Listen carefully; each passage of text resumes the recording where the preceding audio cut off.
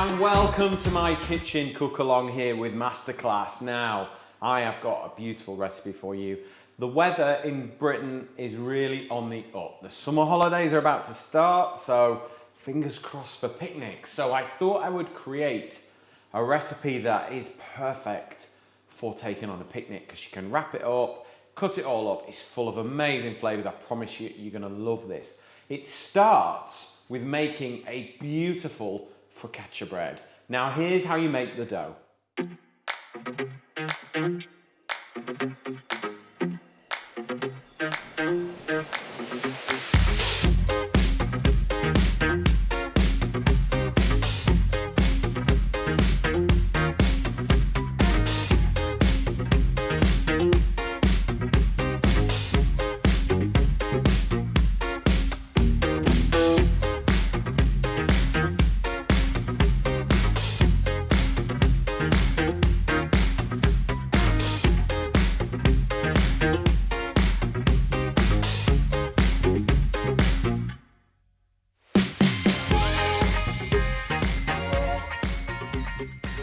So that is how you make a really beautiful dough. Now, if you're gonna make bread, my advice to you is prove it overnight in the fridge because that slows everything right down.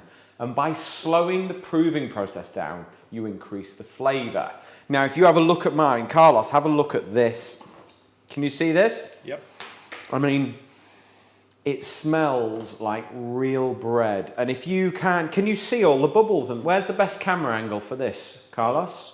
So this one here, if you can see all the air bubbles, this dough is just full of beautiful big fat air bubbles and we want to keep those when we spread this out. So that is how I keep my dough overnight. We're going to come back to this in a couple of minutes, but first I want to show you how to make this amazing garlic chutney that we're going to serve with roasted walnuts, brie and baby spinach in a beautiful sandwich. So let's get a non-stick pan on the heat first. Okay, so this is a medium-sized pan. I've got 3 onions, white onions. I've chopped one, ready. And then let's chop these 2 onions. Now, the finer and smaller that you cut them, the quicker this whole thing will cook. Okay, so cut in half, and you can see I've kept the stalk on there, that core that holds everything together, and we're just gonna chop, not all the way through.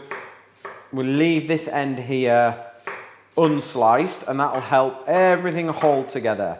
And then we go in horizontally like that. Can you see that? So this bit here isn't sliced, okay? And then just pinch it together and chop. So nice and finely chopped. Everything about the same size is really important, okay? How's your onion chopping, Carlos? It could be improved a bit. Could be improved. Is this helping? Yeah, it does. A little bit of technique. Yeah, great technique, yeah. So nice and finely sliced. And look, if you're not confident at doing this, you know, you could grate your onions, you could pop them into a food processor if you like and just blitz them up a little bit. I wouldn't blend them up too fine because they go a bit mushy. You still want a bit of sort of substance with your chutney, okay? So, second onion. This chutney, this is actually taken from a recipe from my very first cookbook that I wrote. What would it be? 13 years ago, I wrote my first cookbook. And I used to make this sandwich in a bakery and cafe that I owned in Keswick. And the sweet garlic marmalade just works so well with a brie or a camembert or anything like that. It works because it's creamy. And what I would always do is make more than you need because it keeps in the fridge and it's just amazing on sausages for a decent sort of posh hot dog or something like that on the barbecue. You can glaze up chicken wings, chicken legs, thighs in it. It's brilliant. It's a great one to have in the store cupboard, or the fridge, should I say. Right, okay, so got all our onions ready. All right, so I'm gonna pop them straight into the pan. So that's the first one that I did in advance. Okay, let's get these in. Okay. So we've got our onions in, and plenty of them. Plenty of onions for a good chutney. Right, let's season it up. So the salt is really important because it helps draw the water out and helps the caramelization. Okay, so a little bit of pepper, like good bit of seasoning. There we go. Now I've got some fresh thyme, and I've got a bit of rosemary for my focaccia, but do you know what? I'm going to nick a little bit and I'm going to pop it in. So just run your knife through the rosemary and the thyme. If you haven't got fresh and you want to use dried, just use about half a teaspoon, because dried herbs like thyme can be very strong when they're dry. Okay, so let's find a spoon and we'll give it a good stir. Get those flavours working. Okay.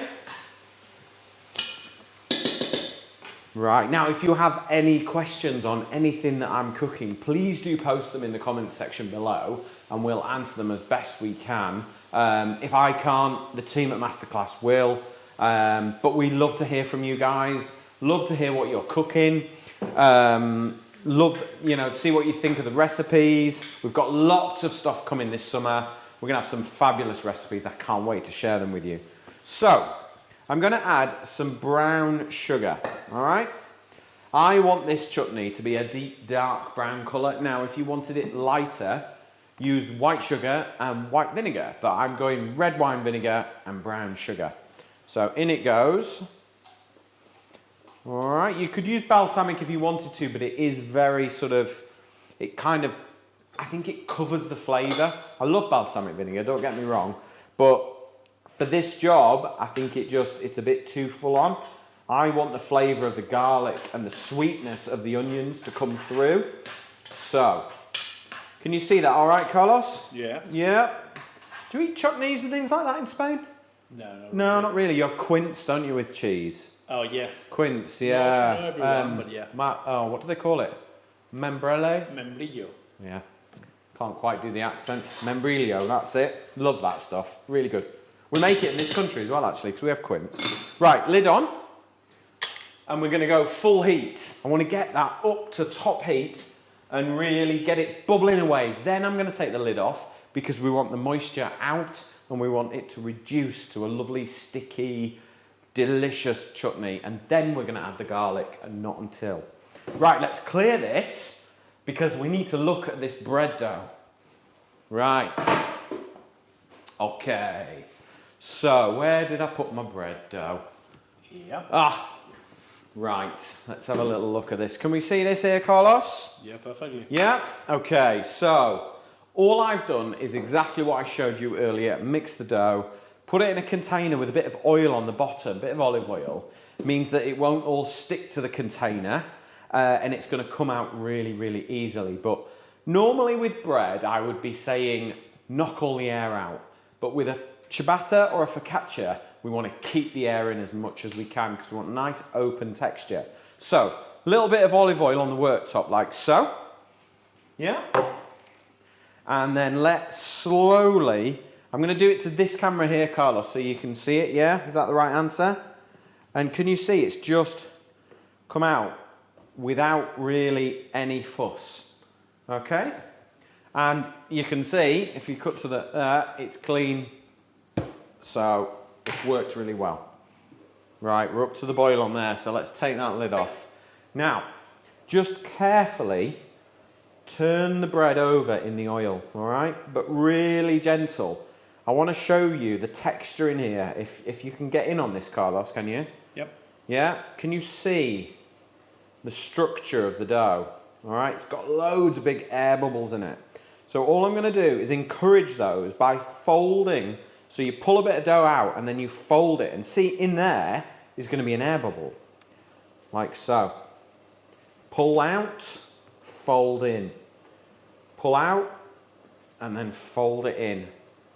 All right, and then we're just going to flip it over, okay? And the oil means I don't need to add any flour, so I'm not drying out the dough or anything. Now, I'm going to show you what I'm going to bake my focaccia in. I've got a 4 litre masterclass cast aluminium pan, and it's brilliant for baking bread in because it's the perfect size for a family of 4.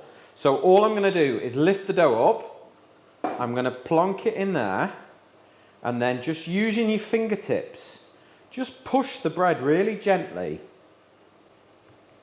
into the corners. Corners, edges.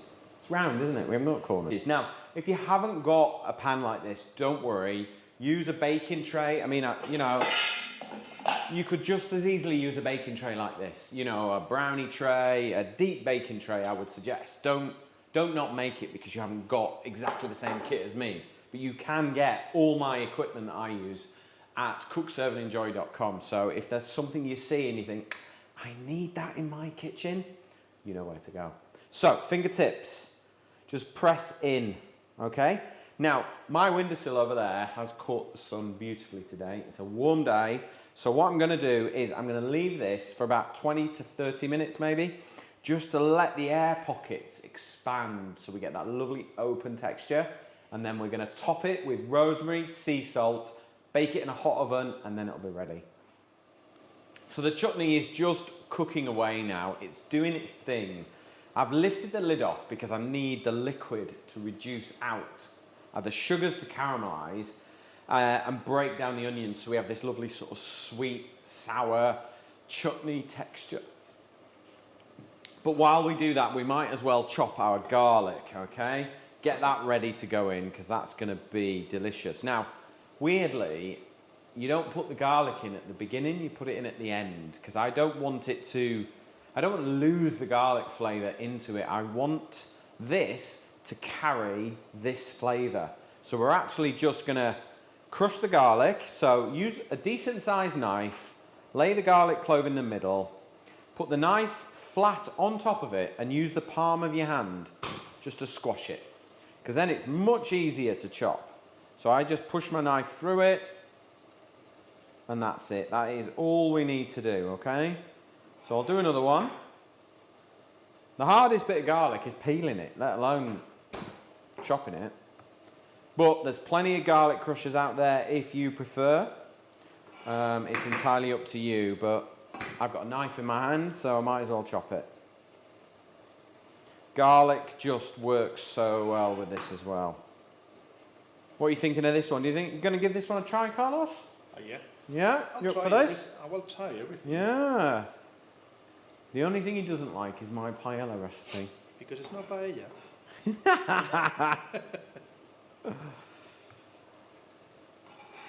It's because I put chorizo in it. Right, squash the garlic. There we go. So that is all my garlic done. Right, okay. So while that's going on, what I'm actually going to do is just move that over to there. I've got a non-stick pan on the heat here. Now, focaccia bread soft, brie soft, chutney soft, spinach soft. We need some crunch in there, okay? So I've got some beautiful walnuts. These are California walnuts. In my opinion, the best. They taste amazing, but we're gonna make them even better, all right? So, into a pan, non-stick, medium heat. Little drizzle of olive oil, like so, and then give them a shake. So that all the nuts are coated, all right? And we're just gonna gently roast them. Now, you could do this in the oven if you want. You could just whack it in the oven and leave it 150, 8-9 minutes, and they'll be lovely and crunchy. But this is where I'm working, so I'm doing everything here, okay? So, we get them on the medium heat, keep them moving. Now, always keep an eye on them. Do not take your eye off these nuts because they will burn like that, all right? So you've got to keep your eyes peeled all the time. Now, I've got some honey here. Runny honey, in fact. Really lovely, this one. And the idea is that as the nuts toast, when they're ready, and not until they're ready, so 3-4 minutes max in here, drizzle the honey on while the pan's hot and sprinkle with sea salt. And the reason why we do this is the honey goes on hot and it completely enrobes the nuts straight away. So they're all got that little bit of honey. And then the sweetness versus the saltiness with the sea salt is the perfect combination for nuts. Really works. You could do this with almonds, you could do this with cashew nuts, walnuts obviously, you can do it with pine nuts, you name it. But it just brings the nuttiness out of the nut. Lovely as a little nibble with a glass of wine. Great crumbled up on like porridge, things like that. They're really, really good. Whenever you buy your nuts from the supermarket or wherever you get them from, roast them, do this, honey, sea salt, let them cool down, and then put them in a jar and use them on your coffee cake, everywhere. Really, really tasty. You wait till you try these, Carlos. It'll change your world, I promise you. Good with a bit of manchego, these. Oh well, that's good to know. Really nice with cheese. So, these are just starting to become nice and roasty toasty, all right? Chutney is still going. And our bread will not be long before it goes in the oven. So it's a nice one, this, because you can get all these elements done in advance and then bring it all together when everything's ready. So, honey's going on while it's hot. All right, so a teaspoon of honey. There we go. I like that sound. And then give them a quick toss while they're hot. All right, you see how it melts and it coats them. And then sea salt. Not table salt, sea salt. Because if you use table salt, everything's salty. Whereas if you use flakes of sea salt, you get like little bits of sweet, little bits of crunchy, little bits of salt. That's it. Take them off the heat now. So we'll bring the chutney back onto there. And these will be absolutely amazing with our brie, okay? So if I just put those back there, I've actually got a lovely Somerset brie here. It's going to be really, really nice. Okay, let's have a little look at our chutney. So we'll give that a good mix. Starting to cook down nicely, actually. So that's good. So we're almost there. The liquid is actually about half what it was when we started.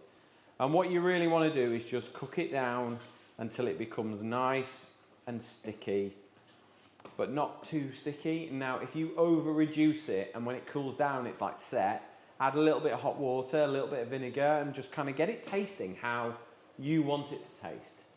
It's not how I want it, it's how you might like it sweeter, you might like it more sour, it depends. You might like more garlic, you might like less.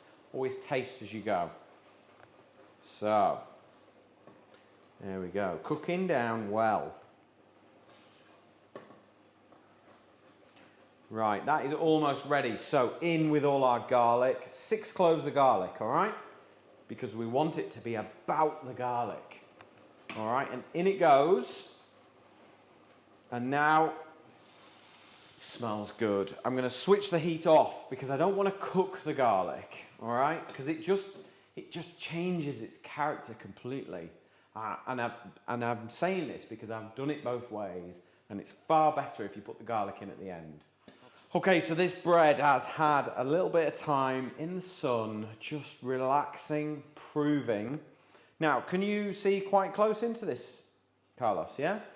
We're getting these natural air bubbles. Now, because we didn't knock it down on the second prove, okay, like you would normally do with a loaf of bread, so you get a really nice even rise. We've just proved this once. And we've left all the air bubbles, we've preserved them in there, so we get a really nice open texture. Now with a focaccia, you oil it up. It's not a buttering bread, this, so you kind of oil it now, okay? Just use your fingertips, just pop a few more of those lovely little sort of holes in there so that the oil can kind of just seep in as it's baking. And then I like to finish it with some sea salt on the top. And then just take some fresh rosemary, literally from the garden. Don't use dried for this because the herb is dried, it will just burn in the oven, okay? So you need to use fresh, but you don't have to have rosemary on it. You could put thyme on there. You could just leave it with sea salt if you wanted. Some people like to sort of press olives in and all sorts of things. Once you can nail a really good focaccia, then you'll be able to just use up leftovers. Like, you could go to the cheese box in the fridge, and if there's a bit of cheese, cut it into cubes, push it in, bake it. Always use like fresh herbs on it, and it's just the best. It's one of my favourite breads, really is. So just any rosemary sticks, just push them in really gently. Try not to puncture any of those lovely air pockets. I'm so excited about this bread. You looking forward to trying this, Carlos? Always. Always. Carlos likes to try food, don't you? Yep. Okay, so I've got my oven preheated. It's at 200 degrees. I want that oomph of heat because I want this to rise really quickly. What I am going to do is just grab a little bit of water, okay, from the tap and just drip it on top of the focaccia. And this helps it keep really lovely and soft, but also helps develop the crumb, okay? So into the oven. Right, chutney is perfect. It's reduced down like that. Can you see this, Carlos? Yeah, it's really perfect. Yeah, and it's just cooling down. While it's cool, it's not hot, it's just cooling. We're gonna pop it into a preserving jar, and then it will keep in the fridge. So if you sterilize your jars, it'll keep for ages. But if you just clean them, I would suggest you keep this chutney in the fridge. And to be honest, you know, there's nothing wrong with that at all. But this will work perfectly. And as I said before, you could use this, pimp up your hot dogs, serve it with your burgers on the barbecue. Beautiful with things like halloumi cheese. Takes your cheese sandwiches to the next level. And on that note, let's make a cheese sandwich. So I'm just going to pop the lid on there, put that to one side, that can go in the fridge. Right, let's get this bread out. Oh, it looks good. Right, here is my beautiful focaccia. I'm really pleased with this, so I'm just going to carefully lift it out. There you go. What do you think about that? Looks really nice. Looks beautiful. Now, it smells amazing, but there's one more little touch. I was taught to do this by an Italian. When your bread is warm, it needs the final little bit of extra virgin olive oil because it's warm and it's porous, so the oil will just soak into the bread beautifully. Look how shiny and lovely that is now. Oh, I'm very excited now. Right, let's get a bread knife. Okay, so the beauty of this is one big sandwich, okay? So you're not going to be sat there buttering everyone's bread, doing this, that and the other. What we're going to do is we're just going to cut straight in. It's a good sound, isn't it? What is it? Something very special about bread, isn't there? Everyone makes it in the world. Everyone. And everyone has a different way of doing it. Oh, it smells so good. The olive oil is just, it's like the bread has become a canvas for the olive oil. Whoa, look at that. So that, for me, is perfect. And Carlos's new overhead shot will be perfect for that, is it? It's absolutely amazing. Yeah, I thought you'd like that. So, let's get making this sandwich. Now, I've cut my brie in slices, and the warmth of the bread is just going to kind of bring the best out of the cheese, to be honest. So, we'll pop this on there. Do you like a bit of brie, Carlos? Yeah. Yeah? Not my favorite cheese, but... No, I thought it'd be a Spanish cheese, wouldn't it? It's nothing to do with the Spanish. Like, something to do with the flavor. I like a strong... Yeah, brie is strong, but different kind Well, of... you get different strengths of cheese, don't you? Of brie. Sometimes they're like, whoa, that is, you know, you can hear it coming, but some are quite mild. It's just nice and creamy, this one. Works really well. I think that is enough. There. Okay. So what we're going to do is we are now going to take some lovely baby spinach. So you've got a nice, lovely, fresh green flavour. And then we take our roasted walnuts that I've got honey and sea salt on. So you've got some beautiful crunch. Oh, it's going to be good. What I am going to do is just a little bit of vinegar. So we're going to kind of dress the leaves a touch, tiniest little bit. That's it.